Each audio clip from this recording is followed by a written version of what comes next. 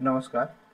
इस वीडियो में हम ये जो थर्ड ब्लॉक है, तीसरा ब्लॉक, उसकी पहली यूनिट है कि भारतवर्ष में महिलाओं की स्थिति का विश्लेषण। विश्लेषण यानी एनालिसिस करेंगे, हम एनालाइज करेंगे कि भारत में महिलाओं की क्या स्थिति रही है। अब इसमें देखिए कि जो कॉन्सेप्चुअल फ्रेमवर्क है कि कॉन्सेप्ट क्या है महिलाओं की स्थिति को लेकर के, और उसका ऐतिहासिक परिप्रेक्ष्य क्या है, और भारत में महिलाओं की जो स्थिति है, कंडीशन है, उससे निपटने के लिए क्या स्ट्रैटेजीज या रणनीतियाँ जो हैं, उसकी कॉन्सेप्ट क्या है और उसका इम्प्लीमेंटेशन या कार्यान्वयन कैसे किया जाता है, किया गया है। फिर देखेंगे कि भारत में महिलाओं की जो कंडीशन है उसमें सोशल या सामाजिक और जनसांख्यिकीय विश्लेषण क्या है, तो इसके बारे में हम समझेंगे, देखेंगे। यही चीज़ यहाँ पे दी गई है। तो सबसे पहले देखिए, यहाँ कहा जा रहा है कि पूरे वर्ल्ड में अगर आप देखें तो विश्व की जो आधी जनसंख्या है उसमें महिलाओं का बहुत इम्पोर्टेंट एक रोल है, भूमिका है। क्योंकि बिना महिला के, बिना विमेन के, बिना हमारी माँ के, बहनों के, माताओं बहनों के हम जो है समाज की कल्पना नहीं कर सकते। अब ये चीज़ पढ़ने से पहले थोड़ा सा एक चीज़ यहाँ समझना ये ज़रूरी है कि हम BSW की पढ़ाई कर रहे हैं, बैचलर ऑफ सोशल वर्क की। तो हमें ये महिलाओं की स्थिति या कंडीशन समझना क्यों ज़रूरी है, जस्ट 1 मिनट, थोड़ा 30 सेकंड समझ लेते हैं, फिर आगे बढ़ते हैं। देखिए, किसी भी समाज में, किसी भी सोसाइटी में जो विमेन की या महिलाओं की, लड़कियों की जो सामाजिक, आर्थिक, राजनीतिक, सांस्कृतिक, तकनीकी के तौर पे स्थिति होती है, तो वो समाज के विकास की प्रक्रिया को बताती है। अब चूंकि हम सामाजिक या समाज में रहते हैं, सामाजिक प्राणी हैं, और समाज में अनेक गतिविधियां, एक्टिविटीज़, क्रियाएं, एक्शंस होती रहती हैं। समाज में उसका महिलाओं के ऊपर क्या प्रभाव पड़ रहा है उसके बारे में जानना जरूरी है। तो एज ए सोशल वर्कर हमें ये समझना ज़रूरी है कि महिलाओं की कंडीशन क्या है, उसमें क्या परिस्थितियाँ, क्या चुनौतियों का उनको सामना करना पड़ रहा है, हमारी माताओं को, हमारी बहनों को, हमारी आने वाली जनसंख्या जो है उनको। तो इसीलिए यहाँ पे ये सिलेबस में दिया गया है ताकि हम एज ए सोशल वर्कर महिलाओं के परिप्रेक्ष्य में, विमेन के परिप्रेक्ष्य में, कॉन्टेक्स्ट में हम समझ सकें। तो देखिए, इसमें कहा जा रहा है कि वर्ल्ड में अगर आप देखें तो बिना महिला के, बिना माँ के, हम माताओं के हम कल्पना नहीं कर सकते, हम इमेजिन नहीं कर सकते। तो सामाजिक और आर्थिक जो है उनको लाभ जो है वो नहीं मिल पाया है। यानी आप देखें कि हमारे घर में हमारी माताएं जो होती हैं, माँ होती हैं, हमारी मम्मी जो हैं, वो कितना काम करती हैं घर में रह कर के, सुबह उठने से ले कर के रात के सोने तक कितना चीज़ें वो करती हैं, और उसके बदले में हम उनको जो है वो चीज़ें नहीं दे पाते हैं। कई बार देते हैं बहुत परिवारों में, पर वो पेड नहीं होती। यानी हम तैयार होके काम करने के लिए ऑफिस चले जाते हैं, स्कूल चले जाते हैं, कॉलेज चले जाते हैं, और हम जब जॉब पे जाते हैं तो हमें महीने के बाद में एक तनख्वाह मिलती है, एक आय होती है, या व्यवसाय भी करते हैं तो आय होती है। पर हमारी माताओं का, हमारी बहनों का, हमारी पत्नी जो, हमारी मतलब आपकी पत्नी जो है, वो जो काम कर रही हैं, तो उसका, उनका उस काम के लिए उनको कोई ऐसा इनकम मंथली नहीं होती है। तो यहाँ मैं सिर्फ इतना कहना चाह रहा हूँ कि हम कहीं ना कहीं समाज में देखते हैं कि उनके साथ में कई प्रकार की समस्याएं उनको झेलना पड़ता है, हमारी माताओं को, हमारी बहनों को, बेटियों को, और हमारे घर में जो लोग रहते हैं, विशेषकर महिला समूह की, अगर हम महिला वर्ग की बात करें तो उसी परिप्रेक्ष्य में बात किया गया है कि सदियों से, सालों से, हजारों सालों से जो है महिलाएं जो है पक्षपात का शिकार रह चुकी हैं। और जो प्रोफेशनल सोशल वर्कर जो होता है उसका ये रहता है कि समाज में कुछ ऐसा इंटरवेंशन करे, अंतःक्षेप करे, जिससे कि महिलाओं को भी समाज की मुख्य धारा में जोड़ने का अवसर मिल सके। अगर महिलाओं में उनके स्वास्थ्य को लेकर कोई समस्या है तो वहाँ जागरूकता फैलाए, उनको जो है रोजगार के अवसर मिले, वो शिक्षित हो सके, इत्यादि तमाम चीज़ों पे ये जो है एक सोशल वर्कर का जो है एक भूमिका वहाँ पे देखने को हमको मिलती है। और इसी के कॉन्टेक्स्ट में यहाँ बात किया गया है कि जो सामाजिक वातावरण है और फैक्ट्स जो है उसको समझना बहुत महत्वपूर्ण है, क्योंकि अ, उनको दबाया गया है। महिलाओं को सैकड़ों सालों से उनको कहीं ना कहीं आप देखेंगे कि समाज में किसी के यहाँ बेटा है बेटी है, आज भी उत्तर प्रदेश हो गया, बिहार हो गया, झारखंड हो गया, राजस्थान हो गया, मध्य प्रदेश हो गया, ऐसे कई मतलब कुछ राज्यों के नाम मैं ले रहा हूँ, पर अनेक राज्यों में ऐसा होता है जहाँ पे लड़कों की चाहत, बेटों की चाहत कहीं ज़्यादा है कि हमारे घर में अगर बेटा होता है तो वो वंश को आगे बढ़ाएगा, हमारे बुढ़ापे का सहारा होगा इत्यादि।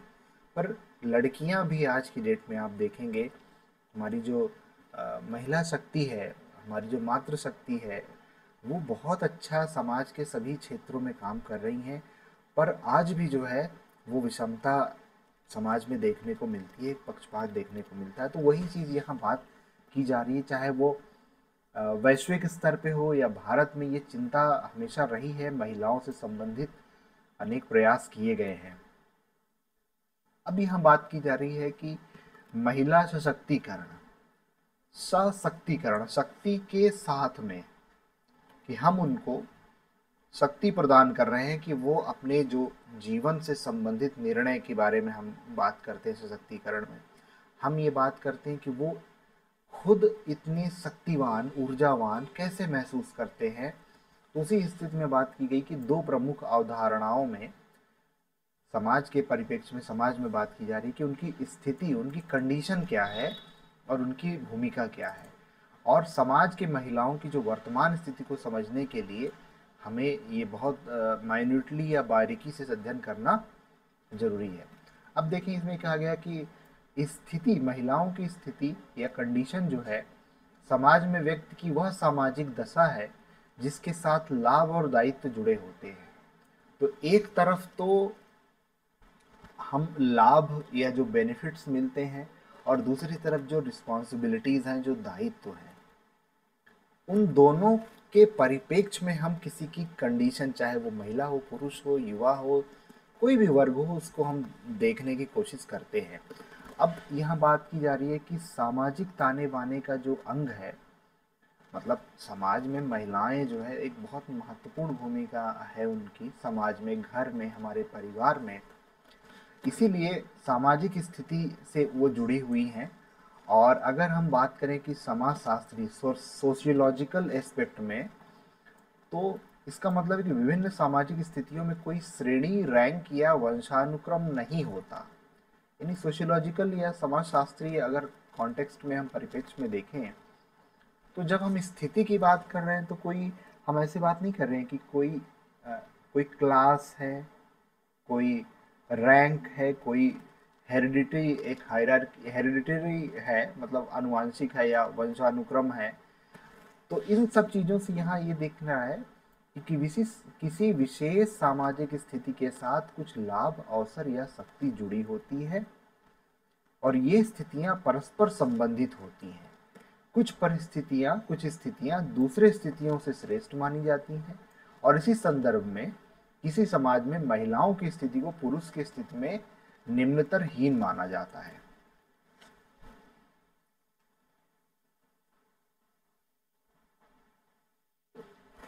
तो बात यहाँ ये हो रही है कि कहीं कहीं समाज में ये माना जाता है, कहीं कहीं ये गलत सही एक चर्चा का अलग विषय है कि कहीं महिलाएं की स्थिति पुरुषों से अच्छी है या पुरुषों की स्थिति महिलाओं से ज़्यादा अच्छी है, तो महिलाएं निम्न उसमें स्तर में हो जा रही हैं या छोटी हो जा रही हैं, उनको छोटे उसमें रहना है। ये इसी कॉन्टेक्स्ट में यहाँ पे बात हो रही है कि भूमिका किसी समूह या सामाजिक स्थिति में किसी विशेष स्थिति की अवस्था से जुड़ी अपेक्षाओं और दायित्वों की अभिव्यक्ति है।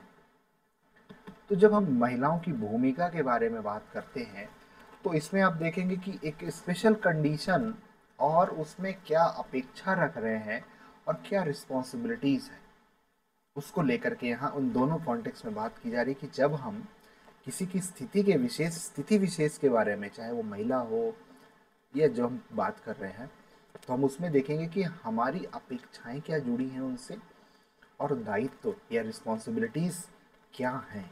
इन दोनों पहलुओं से हम स्थिति के बारे में समझने की कोशिश करेंगे। और फिर आप देखिए कि किसी समाज में प्रत्येक व्यक्ति की एक से अधिक सामाजिक दशा या स्तर होता है, इसलिए उसकी अनेक प्रकार की भूमिकाएं होती हैं। अब यहाँ पे जैसे ये बात की गई, देखिए यहाँ ने बहुत बढ़िया ये लिख दिया है कि एक महिला जो है वो सबसे पहले तो एक पुत्री होती है, एक बेटी होती है, बड़ी होती है, उसका विवाह होता है तो वो पत्नी की भूमिका निभाती है। अब वो पत्नी की भूमिका निभा रही है, वो अपने घर, अपने परिवार जहाँ विवाह हुआ है, जहाँ गई है, वहाँ एक गृहिणी की भूमिका भी निभा रही, होम मेकर है जो। फिर वो माँ बनती है तो माता का धर्म निभाती है, बहन होती है, बहन का, पत्नी का, तो अनेक भूमिकाएं जो है वो निभाती है एक लड़की, एक महिला। तो इसी कॉन्टेक्स्ट में बात की जा रही है कि वह अध्यापक, प्रबंधक, उद्योग में श्रमिक या किसान भी हो सकती है। मतलब ये तो जो भूमिका है ये तो है ही, उसके साथ आप देखेंगे कि महिलाएं जो है काम करने जाती हैं, मैनेजर हैं, टीचर हैं, स्कूल में, कॉलेज में प्रोफेसर हैं, कंपनी में काम कर रही हैं, इंडस्ट्रीज में काम कर रही हैं, लेबर के तौर पे काम कर रही हैं, अलग अलग हायरार्की में। तो उनकी अनेकों भूमिकाएं हैं। अब इसमें ये चीज कहा जा रही है कि किसी भी समाज में निश्चित समय में, किसी भी एक फिक्स टाइम पे, जिस तरह पुरुषों और महिलाओं की सामाजिक स्थिति एक दूसरे को देखा जाता है उसी के कॉन्टेक्स्ट में और अनुभव किया जाता है, और उसी के कॉन्टेक्स्ट में, उसी के सापेक्ष में मूल्य या महत्व निर्धारित किया जाता है। तो आज अगर हम 2024 में बैठे हैं, मार्च है महीना, तो आज महिलाओं की क्या स्थिति है, आज हमारी जो बेटियां हैं, बहनें हैं, जो माताएं हैं, या आपके घर में अगर वाइफ हैं, वर्किंग हैं, तो उनका क्या, उनकी देखेंगे कि भूमिका क्या है, वो किस तरह से हर चीज़ों को मैनेज कर रही हैं, वो ये इन सब चीज़ों के बारे में बात कहा जा रहा है कि उनकी कितनी भूमिका होती है। अब कहा जा रहा है कि जेंडर शब्द किसी समाज में महिलाओं के साथ अलाभकारी, यानी जिससे लाभ ना हो, स्थिति और भेदभाव की सीमा तथा उसके द्वारा नुकसान का अनुभव, साथ में पुरुषों और महिलाओं पर जीवन के अनुभवों पर पड़ने वाले भिन्न भिन्न प्रभावों का विश्लेषण करने के लिए किया जाता है। तो जब हम जेंडर की बात करते हैं तो इसमें एक आ रहा है कि कहा जा रहा है कि महिलाओं के साथ में जो जिससे लाभ नहीं जुड़ा हुआ है, अलाभकारी स्थिति है, और भेदभाव की सीमा, यानी किस लिमिट तक जो है आप देखेंगे कि भेदभाव किया जा सकता है, उससे क्या नुकसान होता है महिलाओं को। विशेषकर अगर आप देखें तो बच्चों को स्कूल को अगर भेजना है या पढ़ाना है या सुविधाएं देनी है, तो कई जगहों पर लड़कों को ज़्यादा प्राथमिकता दी जाती है, लड़कियों को कम दी जाती है। तो इसी सापेक्ष में, पुरुषों की सापेक्ष में, लड़कों की सापेक्ष में बात की जा रही है कि जीवन पर उसका क्या प्रभाव पड़ रहा है, वो हम जेंडर के कॉन्टेक्स्ट में यहाँ पे देख रहे हैं।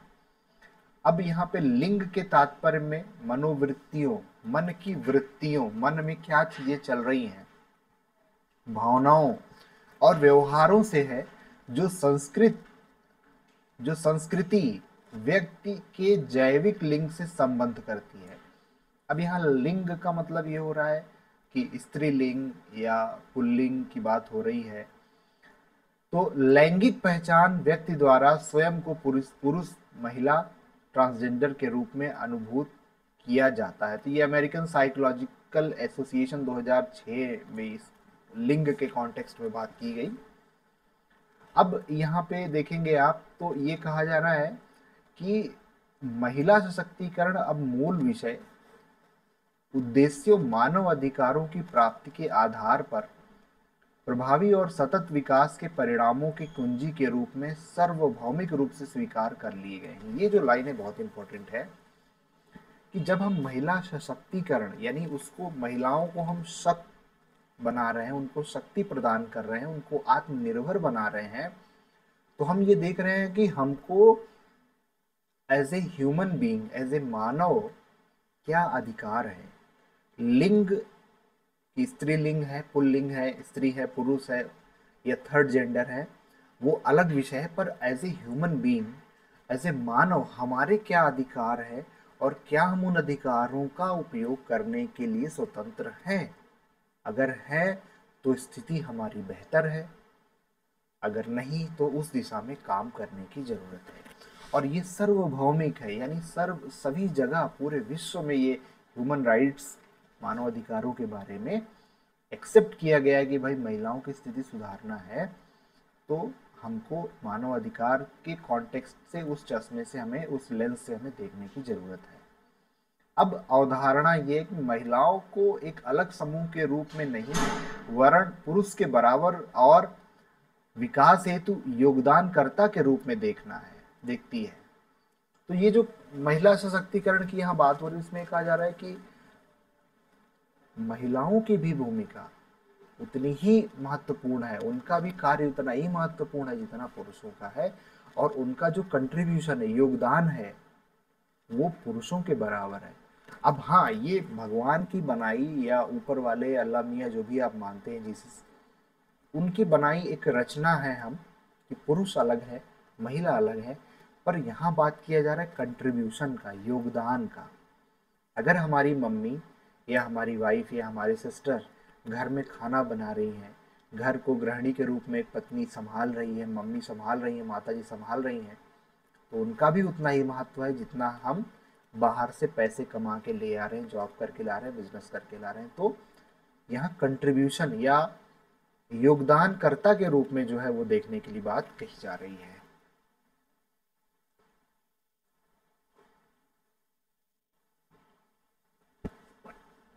फिर यहाँ देखेंगे आप, ये कहा जा रहा है कि भारत में जो हिस्टोरिकल कॉन्टेक्स्ट रहा है, भारत में महिलाओं की स्थिति, कंडीशन को लेकर के, वो समय के हिसाब से जो है, स्थान के हिसाब से हमेशा उनकी स्थिति बदलती रही है, क्योंकि सामाजिक संरचना और संबंधों पर ये निर्भर होता है कि उनकी स्थिति कैसी होगी। तो सामाजिक जो सोशल कंस्ट्रक्शन है या सोशल स्ट्रक्चर है, उसमें अगर परिवर्तन होगा, समाज में परिवर्तन होगा, जैसे हम देखें कि जीन्स पहनना, आज के अगर हम कुछ 15 साल 20 साल पहले की बात करें तो जीन्स पहनना अलाउ नहीं था लड़कियों के लिए। हमारे जो ग्रामीण क्षेत्र है या जो एक मेंटालिटी है समाज की कि ये लड़की जीन्स पहन रही है तो ये अलग टाइप की लड़की है, पर अब जीन्स कॉमन हो गया है। मैं कपड़े पहनने के उसमें जा रहा हूँ, बहुत सिंपल उदाहरण बात कर रहा हूँ कि समाज में परिवर्तन जो हो रहा है, पहले ये था कि भाई लड़की जो होगी, अभी भी कई जगहों पर लड़की ही हमारे वंश को जो है वो आगे नहीं बढ़ाएगी, लड़का बढ़ाएगा, तो हमें लड़का चाहिए, हम उसके लिए कई संतान जो है मतलब पैदा किए जा रहे हैं, जन्म हुए जा रहा है, लड़के की चाहत ज़्यादा थी। पर आज की डेट में आप देखें तो समाज में कहीं ना कहीं वो एक्सेप्टेंस थोड़ा थोड़ा ही सही वो देखने को मिल रहा है कि नहीं, आज की डेट में लड़कियां भी जो हैं अपने मम्मी पापा का, अपने सास ससुर का, सबका ध्यान रख रही हैं। तो ये मतलब महिलाओं की जो स्थिति है वो हमेशा जो है वो डायनामिक रही है, वो चेंजेस उसमें हुए हैं। और उसी कॉन्टेक्स्ट में यहाँ पे बात की है कि सामाजिक संरचना जो है वो हमेशा उसमें चेंज होता रहता है, उसमें परिवर्तन होता रहता है, और जो सोशल वैल्यूज़ है उसमें चेंज होता रहता है। तो यहाँ एक हिस्टोरिकल कॉन्टेक्स्ट में बात की जा रही है कि वैदिक युग में महिलाओं की स्थिति के लिए स्वर्ण युग मानो कहा जाता है। वैदिक साहित्य जो है उसके आधार पर हम कह सकते हैं कि परवर्ती कालों की तुलना में उस समय महिलाओं की स्थिति अच्छी थी और उन्हें सभी अधिक अधिकार प्राप्त थे, शिक्षा प्राप्त करने के लिए पूर्ण अवसर थे। पुष्टि, गार्गी, मैत्री, अदिति जैसी महिलाओं के संदर्भ से की जाती है। मतलब ये कुछ एग्जाम्पल्स हैं। अब महिलाओं को अपना जीवन साथी चुनने की जो है स्वतंत्रता थी, अधिक आज़ादी थी। विवाह की अधिक आयु में विवाह भी अधिक आयु में होता था। धार्मिक अनुष्ठान, यज्ञ, ये वैदिक काल के बारे में है, उसमें महिलाओं का महत्वपूर्ण स्थान होता था। परंतु पितृसत्तात्मक समाज होने के कारण पुत्रवती माताओं को समाज में विशेष स्थिति थी। तो जो पैट्रियार्कियल या पितरात्मक जो समाज था उसमें ये था कि पिता के बाद उसका पुत्र, तो जो पुत्रवती माताओं का समाज में जो है विशेष स्थान था। तो ये एक वैदिक युग की बात हो रही है। फिर उसके बाद आप देखेंगे कि पौराणिक समय में या उसके बाद जो वैदिक समय के बाद में स्थिति उनकी खराब हुई। महिलाओं की स्थिति पुरुषों की तुलना में निम्न हो गई, और उसमें फिर उनको जो है महिलाओं को एक ही साथ पूजनीय देवी या शक्ति तथा उससे बचकर रहने वाली मोहिनी के रूप में देखा जाता था। तो कहीं उनको देवी के रूप में पूजा जा रहा है, कहीं उनसे कहा जा रहा है कि ये मन मोह लेंगी या जो भी चीजें हैं तो उनसे अलग रहना है। फिर मानव ग्रंथों में पुत्रवती माताओं और पतिव्रता स्त्रियों को ऊंचा दर्जा दिया गया था। देवियों और माताओं को के रूप को छोड़कर कभी भी महिलाओं को पुरुष के बराबर समान नहीं समझा गया। मनु ने सामाजिक व्यवहार के आचरण के आधार के रूप में पवित्रता का सिद्धांत स्थापित किया। महिलाओं को परिवार श्रृंखला की पवित्रता के लिए सर्वाधिक खतरे के रूप में देखा गया, क्योंकि उन्हें 4 दीवारों में बंद कर दिया गया और महिलाओं को दूसरी दर्जे की स्थिति पहुंचाने के लिए धार्मिक अनुष्ठान, सामाजिक परंपरा में एक दूसरे को, तो कहीं ना कहीं आप देखेंगे कि महिलाओं की इस तरह से स्थिति जो है वो थोड़ा सा खराब हुई। फिर मुस्लिम और मुगल शासन काल के दौरान ये जो भारतीय परंपराओं के तंत्र में सुदृढ़ तरीके से स्थापित हुई। मुस्लिम आक्रमणकारियों की धमकी के भय से महिलाओं को और अधिक अलगाव की स्थिति में पहुंचा दिया। और फिर आता है भारत में अंग्रेजों का शासनकाल। उसमें नादिर शाह के समय में निम्नतम स्तर पर पहुंच चुकी थी। महिलाएं अज्ञानी और अशिक्षित थी। वे असंख्य कर्मकांड और उपवास से बंधी हुई थी। विवाह शीघ्र हो जाता था, पुरुषों की संपत्ति के रूप में समझा जाता था।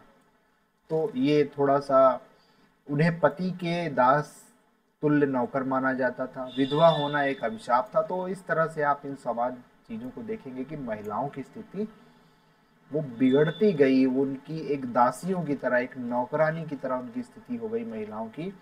और ऐसे ही परिदृश्य में 19वीं शताब्दी के समाज सुधारक जो थे, सोशल रिफॉर्मर्स जो थे, उन्होंने महिलाओं की जो दयनीय स्थिति थी उसको सुधारने का काम किया। और उसमें सबसे महत्वपूर्ण जो सती प्रथा का अंत किया था राजा राममोहन राय जी ने। उन्होंने बंगाल और महाराष्ट्र और दक्षिण भारत के अंग्रेजी भाषा में शिक्षित उच्च जाति के अनेक लोगों को ब्रिटिश काल में आंदोलन में सुधार लाने के लिए महिलाओं की स्थिति पे मतलब ज़्यादा बेहतर करने की दिशा में काम किया। पर सती प्रथा के अंत के लिए जो भूमिका रही है वो बहुत महत्वपूर्ण रही है इनकी। अब फिर देखेंगे पश्चिमी शिक्षा के प्रभावित होकर उन्होंने यह तथ्य उजागर किया कि धर्म ग्रंथ महिलाओं को अधीन बनाने का समर्थन नहीं करते। उनकी सामाजिक स्थिति एक महत्वपूर्ण आवाज दी। और आप इस तरह से यहाँ देखेंगे कि उनकी स्थिति जो है सती प्रथा का जो है वो बंद करने का प्रयास किया गया, और स्कूल खोले गए, विधवा गृह खोले गए, समाज सुधार, तो इस तरह से अनेकों काम किए गए हैं।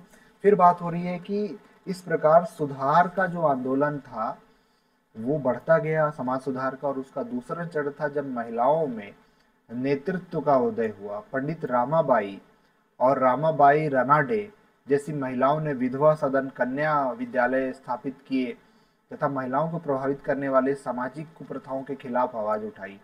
1917 में महिलाओं के शिक्षा, विवाह, परिवार, मताधिकार से संबंधित विषयों को उठाने के लिए अखिल भारतीय महिला सभा की स्थापना महिलाओं का प्रथम संगठित प्रयास था। तो इस तरह से 19वीं शताब्दी 1917 के दशक में आप देखेंगे कि इस तरह से महिलाओं की स्थिति बेहतर करने की प्रयास की जा रही थी, किया जा रहा था। अब यह अभिजात्य प्रकृति के कारण विभिन्न सुधार आंदोलनों की पहुंच केवल उच्च और मध्यम जातियों तक ही रही और शहरी क्षेत्रों तक सीमित रहे। फिर देखते हैं कि यह सुधार महात्मा गांधी जी के राष्ट्रीय स्वतंत्रता आंदोलन के माध्यम से आम जनता तक पहुंचा और सामाजिक रूपांतरित हुआ। 2 बड़े कारणों से स्वतंत्रता संघर्ष के दौरान महिलाओं की भागीदारी हुई, जिसमें अहिंसा और आत्मबल बलिदान का प्रयोग तथा भारत माता के प्रतीक के रूप में उनकी उपमा महिलाओं पर लागू करना।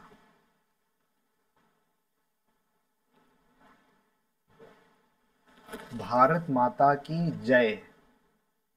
तो महिलाओं की स्थिति यहाँ पे अहिंसा, आत्मबल ये महात्मा गांधी जी के समय, स्वतंत्रता आंदोलन के समय भारत माता की जय के जो हम एक भावनात्मक अपील जुड़ते हैं कि भारत हमारी माता है, माँ है, एक स्त्री है जिनके कोख से हम जन्म लिए हैं, तो उनको सम्मान देने की बात यहाँ पे की जा रही है और उनकी छवि जो है बेहतर करने की बात की जा रही है। अब फिर उसके बाद स्वतंत्रता के बाद संविधान में हर समय पर, समय अंतराल पर भारतीय लोगों के सपने और आकांक्षाओं के लिए समाज में धर्म, जाति, जेंडर के बावजूद समान समझा गया और universal declaration of human rights की घोषणा ने जो है संविधान में प्रभावित किया।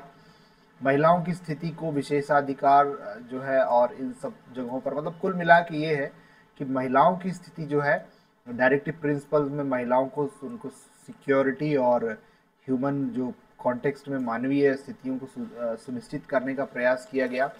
आर्टिकल 51 ए के अनुसार प्रत्येक नागरिक का यह फंडामेंटल ड्यूटी है, कर्तव्य है कि वह महिलाओं के सम्मान को विकृत करने वाले किसी भी कार्य में शामिल ना हो।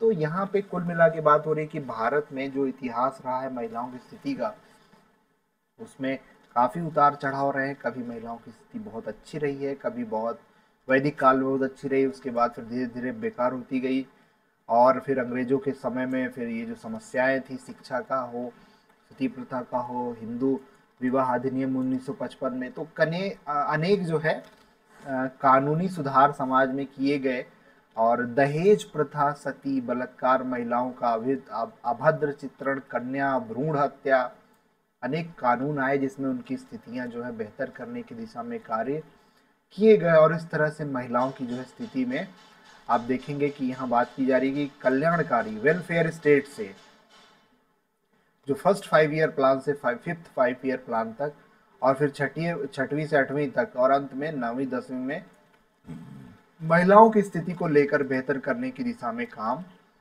किया गया, सरकार के द्वारा प्रयास किया गया है। अब हम अगर देखें कि महिलाओं की स्थिति से निपटने के लिए क्या स्ट्रेटजीज, क्या कॉन्सेप्ट कैसे इम्प्लीमेंट किया गया है, तो सबसे पहला रहा है कल्याणकारी दृष्टिकोण। कल्याणकारी दृष्टिकोण में बात की जा रही कि 1947 में देश आज़ाद हुआ।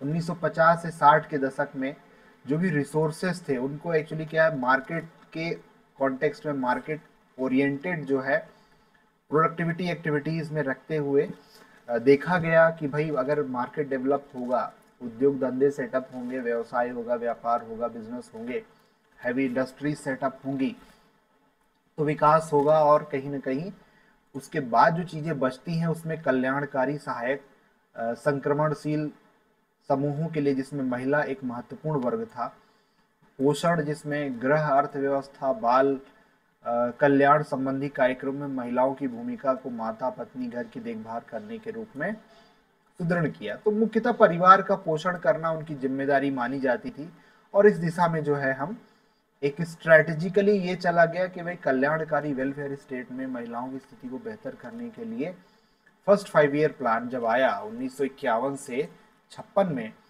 तो महिलाओं के कल्याण को बढ़ावा देने के लिए एक स्ट्रैटेजिक रूप में एक रूपरेखा बनाई गई और परिवार और समुदाय में उनकी भूमिका बेहतर हो सके, यानी 1951 से 56 के बारे में बात की जा रही है।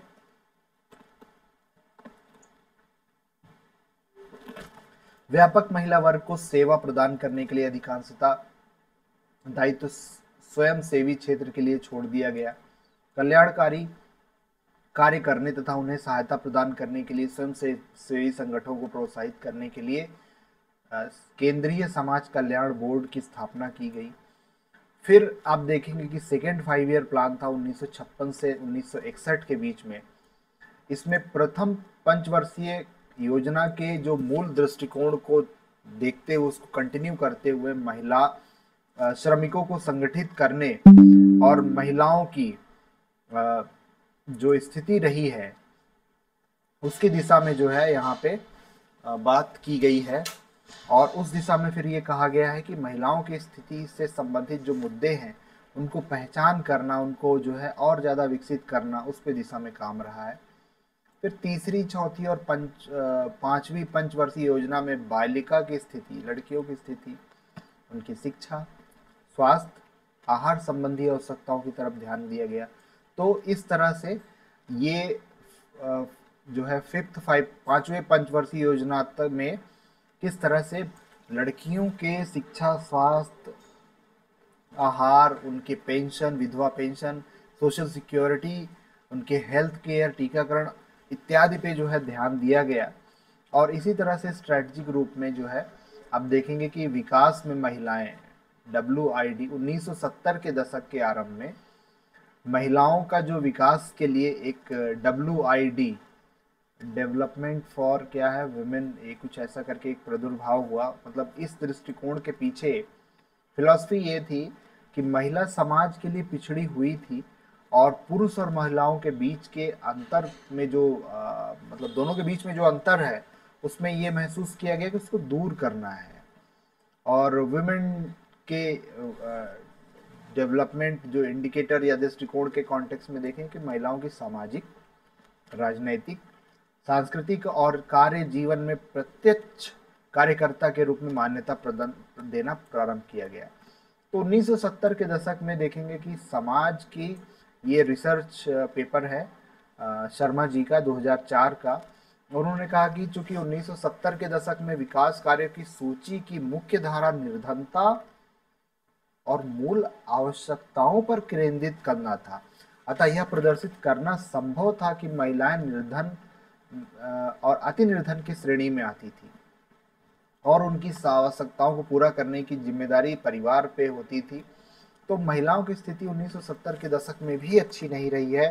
और भारत की स्थिति अगर हम देखें, महिलाओं की स्थिति भारत में 1974 में, तो उसमें एक रिपोर्ट कहती है कि विकास नीतियों और सामाजिक प्रयासों के बावजूद इनकी स्थिति खराब होनी जारी थी, यानी होती रही है। समाज में इनकी निम्न स्तर रहा है और भेदभाव और पीड़ित रही हैं। संयुक्त राष्ट्र संघ की विश्व कार्यक्रम योजना के मार्गदर्शन के अनुसार 6वीं पंचवर्षीय योजना के दस्तावेज 1980-85 में महिला और विकास पर एक अलग से चैप्टर शामिल किया गया। और इसमें ये कहा गया कि भाई जो जेंडर का जो रेशियो था, अनुपात था कि महिला और पुरुष, लड़के और लड़कियों का जो अनुपात था वो घट रहा था। लड़कियां घट रही थी, पुरुष ज्यादा हो रहे थे। महिलाओं की औसत आयु में कमी, समाज में महिलाओं की निरंतर खराब स्थिति, ये चिंता का विषय बनी हुई थी। ये यूनाइटेड नेशंस या संयुक्त राष्ट्र संघ की विश्व कार्यक्रम योजना में जो है यहाँ पे ये बात की गई है। तो इस तरह से अगर आप इन सब तमाम बिंदुओं को देखेंगे तो उसमें कुल मिला के यही निकल के आता है कि भारत में आज़ादी के बाद पहली पंचवर्षीय योजना से इस तरह जो योजनाएं बनी हैं और इंटरनेशनल लेवल्स की ऑर्गेनाइजेशंस भी जो है उन्होंने महिलाओं के शिक्षा, स्वास्थ्य, आजीविका, रोजगार, आहार, इन तमाम चीज़ों पर जो है बहुत फोकस किया है। और 7वीं पंचवर्षीय योजना 1985 से 90 में जो है इन सब चीज़ों को इंटीग्रेटेड रूप में लेकर के जो है महिला और बाल विकास विभाग में स्थापना की गई, जिसमें इन सब चीज़ों को लेकर के बात की गई इंटीग्रेटेड चाइल्ड डेवलपमेंट स्कीम में।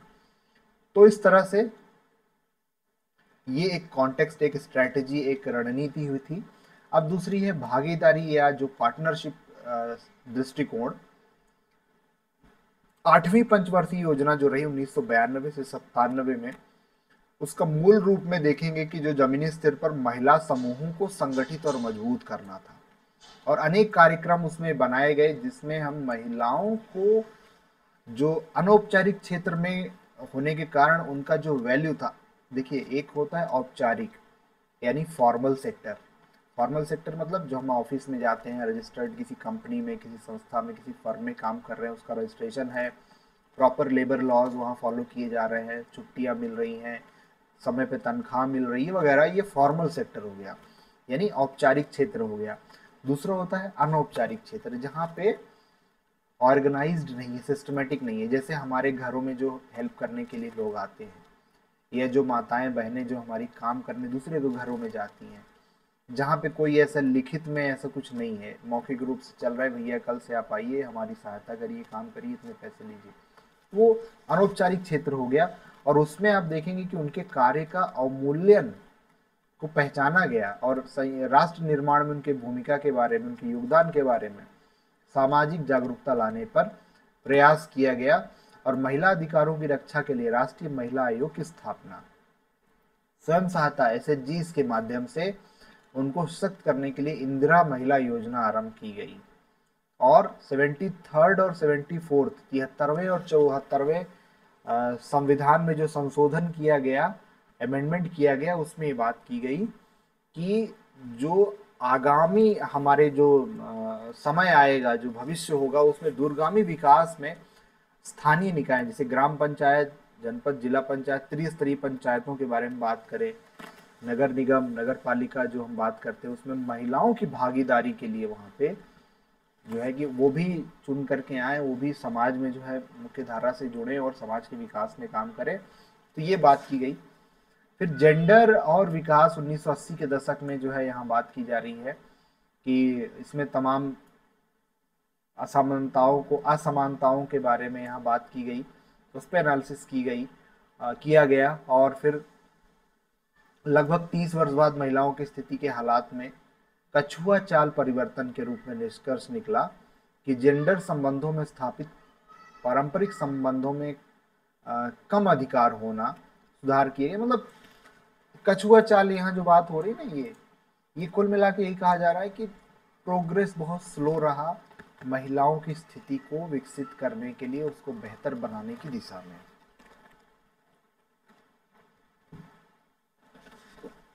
देन कहा जा रहा है कि महिलाओं की अपेक्षा जेंडर पर जोर वास्तव में इसलिए विकसित किया गया ताकि पुरुषों के मुकाबले उनके जैविक बायोलॉजिकल कॉन्टेक्स्ट में महिलाओं की समस्याओं को लेकर दृष्टिकोण अंतर किया जा सके और महिलाओं और पुरुषों के बीच सामाजिक संबंध जो है उनको देखा जा सके, उनको ध्यान में रखा जा सके। तो बायोलॉजिकली यानी हमारे शारीरिक उसमें हम देखें, जैविक कॉन्टेक्स्ट में देखें तो महिलाओं की समस्याएं अलग हैं, पुरुषों की समस्याएं अलग हैं। तो हमें जेंडर कॉन्टेक्स्ट में यहाँ पर देखने की बात कही गई और जेंडर डेवलपमेंट के साथ दूसरा उपागम 9वीं और 10वीं पंचवर्षीय योजना में देखने को मिला। और जब हम एम्पावरमेंट के बारे में बात कर रहे हैं तो उन जो लोग वंचित लोग हैं उनके अधिकार किस तरह से जो है मिल सकते हैं, उनको विकसित किया जा सकता है, चाहे वो आर्थिक रूप से हो, राजनीतिक रूप से हो, कानूनी रूप से हो, उस तरह से यहाँ पे फिर बात की गई है। अगला अगर हम देखें तो 9वीं योजना जो रही है, 9th 5 ईयर प्लान 1997 से 2002 में महिलाओं को सामाजिक परिवर्तन व विकास के एजेंट के रूप में सशक्त बनाने की दिशा में फोकस किया गया है। और इस सब चीज़ों में अगर आप देखेंगे, ये फिर 9th 5 ईयर प्लान में आगे यहाँ पे 10th 5 ईयर प्लान है इसमें, तो इन सब में आप देखेंगे कि ये बात की जा रही है कि ऐसे प्रोग्राम्स या ऐसी योजनाएं बनाना जिनके माध्यम से जो भी प्रोग्राम्स रहे हैं, चाहे वो शिक्षा में हो कि इनरोलमेंट बढ़ाना है, स्वास्थ्य में हो, कुपोषण को लेकर के हो, आजीविका को लेकर के हो, तो इन तमाम चीज़ों में लेकर के आप देखेंगे कि किस तरह से इंस्टीट्यूशनल डिलीवरीज हो, संस्थागत प्रसव हो, तो इन तमाम चीज़ों को लेकर के महिलाओं की स्थिति बेहतर, गरीबी हटाने की दिशा में काम हो, शिक्षा, स्वास्थ्य, आजीविका वगैरह जो तमाम चीज़ें हम बात कर रहे हैं, उन सब में बेहतर स्थिति कैसे हो सकती है, उसको लेकर के यहाँ पे जो है वो बात कही जा रही है कि उसको विकसित करने के लिए, महिलाओं को विकसित करने के लिए यहाँ बात कही गई है। अब अगर हम देखें कि भारतीय समाज में महिलाओं के साथ भेदभाव अद्वैत घटना है। वास्तव में भोजन, शिक्षा, सार्वजनिक और प्राइवेट क्षेत्र में शोषण के संदर्भ में महिलाएं अब भी परिवार के द्वारा अशिक्षित की गई हैं। तो ये चीज़ें वही बार बार कुल मिला के निकल के आ रही हैं। थोड़ा सा आप देखिए। फिर अगर हम बात करें कि आज भारत में महिलाओं की स्थिति क्या है, तो आप मुझे लगता है कि ये जो चीज़ें हैं ये तो आप देख ही रहे होंगे, पर जो आप ऑब्जर्व कर रहे हैं अपने आसपास, अब जहाँ भी आप स्कूल में हैं, कॉलेज में हैं, यूनिवर्सिटी में हैं, संस्था में काम कर रहे हैं, कंपनी में काम कर रहे हैं या समाज में एज ए होल आप देखेंगे तो बहुत महत्वपूर्ण कॉन्स्टिट्यूशनल या संस्थागत जो है संरक्षण महिलाओं को मिला है। उनके हितों को सुरक्षित करने के लिए अनेकों नियम कानून बनाए गए हैं, पर कहीं ना कहीं पर लग जाता है, उसमें समस्या आ जाती है, लेकिन लग शब्द जुड़ जाता है कि महिलाओं की स्थिति को जो है बेहतर करने में कहीं ना कहीं प्रयास जो है वो हो रहे हैं, उनकी गति, उनका दर रहा है, पर उतना अच्छा नहीं रहा है। आज भी अनेकों समस्याएं हैं इस तरह से।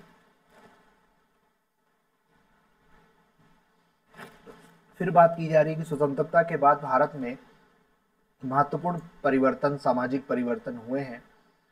शिक्षा के क्षेत्र में, घरेलू रोजगार, स्वरोजगार, आज आप देखेंगे कि हर क्षेत्र में, हम 2024 की बात कर रहे हैं, हर क्षेत्र में महिलाओं को अवसर दिया जा रहा है। समाज में एक जागरूकता कहीं ना कहीं आप देखेंगे कि वो देखने को मिल रही है। और जो स्थिति आज के 50 साल पहले थी, 1947 में जब हमारा देश आज़ाद हुआ, 1950 के दशक में थी, और 70-75 साल बाद आज अगर हम देखें तो बहुत ज़्यादा परिवर्तन आया है समाज में, लोगों में, हमें सब में, कि हमें जो है महिलाओं को, लड़कियों को जो है वो शिक्षा प्रदान करें, उनको स्वास्थ्य बेहतर करें, इन तमाम चीज़ों को। अब यहाँ बात ये कहा जा रहा है कि आज भारत में जो सामाजिक रियलिटीज़ हैं, वास्तविकताएं हैं, वो दिखा रही कि अभी पुत्री की तुलना में पुत्र को वरीयता दी जाती है। अभी भी जेंडर आधारित घिसी पिटी भूमिकाएं प्रचलित हैं। घर के जो काम है वहाँ राष्ट्रीय आंकड़ों में उसको नहीं लिया जाता है कि घर में जो घरेलू काम करती हैं महिलाएं, उसका कोई आर्थिक या इकोनॉमिक कॉन्टेक्स्ट में, परिप्रेक्ष्य में जो है कोई उसका गणना नहीं की जाती कि इनका कितना योगदान है अर्थव्यवस्था में। अधिकार और निर्णय में भागीदारी पुरुषों और महिलाओं में असमान है, और माप का झुकाव पुरुषों के पक्ष में है। अब ये सिंपल देखने वाली बात है कि प्राइवेट सेक्टर देखिए, प्राइवेट सेक्टर या निजी क्षेत्र में हम बात करते हैं कि महिला और पुरुष बराबर है। जो अच्छा काम करेगा, जिसके अंदर ज़्यादा लीडरशिप क्वालिटी होगी, ज़्यादा अच्छा किसी कंपनी को डेवलप कर पाएगी, बेहतर आगे बढ़ा पाएगी, तो उस चाहे वो महिला हो या पुरुष हो, उसको ज़्यादा अच्छा प्रोफाइल मिलेगा, उसको चीफ एग्जीक्यूटिव ऑफिसर या जो पोस्ट है इस तरह के मिलेंगे, सैलरी मिलेगी, सब कुछ मिलेगा। पर ऐसे आप देखें आज 2024 में भी अगर आप देखें तो बहुत कम ऐसे सीईओज हैं। गूगल का देखिए, एप्पल का देखिए, या इंडियंस के, हम भारतीयों के बारे में बात करते हैं कि अलग अलग कंपनियों में वो सीईओ हैं प्राइवेट सेक्टर में। इंदिरा नूई एग्जाम्पल है, और भी बहुत सारी है। तो मेरा ये कहने का मतलब है कि अगर हम बराबरी के बारे में बात करेंगे तो कहीं ना कहीं एक कमी, एक अंतर आपको देखने को मिलेगा कि कहीं ना कहीं पुरुषों के प्रति ज़्यादा एक झुकाव रहा है। घरेलू हिंसा का प्रतिरोध नहीं होता और उसकी सूचना नहीं दी जाती। महिलाएं आज भी कई जगहों पर घरेलू हिंसा का शिकार हो रही हैं। वर्क प्लेस पर आप देखेंगे छेड़खानी और यौन संबंधी परेशानी, शिकायतें जो है उसमें भी अपराध वृद्धि हो रहा है। तो ये तमाम जो समस्याएं हैं वो कहीं ना कहीं आज देखेंगे कि हम जिस तरह से चाह रहे हैं कि महिलाओं की समाज में स्थिति बेहतर हो, समाज के सभी क्षेत्रों में, जीवन के सभी क्षेत्रों में, पर कहीं ना कहीं वो नहीं हो पा रहा है। और इसी महिला या लिंग अनुपात देखें, शिशु मृत्यु दर देखें, मातृत्व मृत्यु देखें, इन सब में काफ़ी बेहतर हुआ है। लड़कियों की भूमिका शिक्षा के क्षेत्र में, तमाम व्यवसायों के क्षेत्र में, राजनीति में जो है आप बेहतर हुई है, ये आप देखेंगे। फिर 2011 की जनगणना में 940 महिलाओं की जो अनुपात रहा 1000 पुरुषों पर, वो काफ़ी कम है। आप सोचिए, सोचने वाली बात है। और 2021 का भी जनगणना का वो फिगर आना है, तो 1000 पुरुषों पर 940 महिलाएं। अभी भी जेंडर गैप है, यानी कि 1000 महिलाओं, पुरुषों के लिए 940 महिलाएं के लिए, मतलब कि पर 1000 पुरुष है, 940 महिलाएं हैं, तो ये गैप है। तो ये इस तरह से आप देखेंगे कि महाराष्ट्र, पंजाब, हरियाणा, दिल्ली जैसे जो थोड़ा सा रिलेटिवली ज़्यादा समृद्ध राज्य है, वहाँ पे राष्ट्रीय औसत से कमी है। मतलब जो जेंडर का अनुपात है राष्ट्रीय औसत से कम है। इसकी पुष्टि होती है कि आर्थिक समृद्धि जेंडर सवालों के बारे में लोगों के दृष्टिकोण को नहीं बदल सकती। उच्च जेंडर अनुपात महिलाओं के उच्च सशक्तिकरण, जैसा कि दक्षिण के राज्यों में प्रमाण है, तथा महिलाओं की उच्च शिक्षा की स्थिति और स्वास्थ्य से जोड़कर देखा जाता है। तो कहीं ना कहीं यहाँ पे आप देखेंगे कि जो जन्म के पूर्ण जेंडर या गर्भ में, माँ के गर्भ में जो है वो बेटा है कि बेटी है, वो पता करना, लड़कियों की हत्या गर्भ में करवा देना, या जो इस तरह से तमाम पाप करना, गलत काम जो है चीज़ें, ये समाज के कई वर्ग में, कई जगहों पर आज भी आपको देखने को मिलेगा। पोषण, भोजन, सुविधा, स्वास्थ्य सेवाएं इत्यादि। तो इस तरह से लिंग अनुपात का घटना एक शांत इमरजेंसी है, एक संकट का समय है कि ये भविष्य में कहीं परिस्थितियां बेकार ना हो जाएं और शिशु लिंग अनुपात 914 बढ़कर पूर्ण लिंग के अनुपात में 940। ये तो जनसंख्या के कुछ फिगर्स हैं। कुल मिला के यहाँ सिर्फ यही दिख रहा है कि भारत में लड़कों की या वंश को आगे बढ़ाने के लिए, या वृद्धावस्था में लड़का मेरा बुढ़ापे का लाठी का सहारा होगा, इस दिशा में जो है लड़कियों को अवॉइड करना किसी भी तरीके से, चाहे वो जन्म देने को हो या शिक्षा हो या स्वास्थ्य हो, वो कहीं ना कहीं आपको देखेंगे कि मिलेगा देखने को। तो इस तरह से भारत में महिलाओं की स्थिति जो है वो काफ़ी अच्छी नहीं रही है।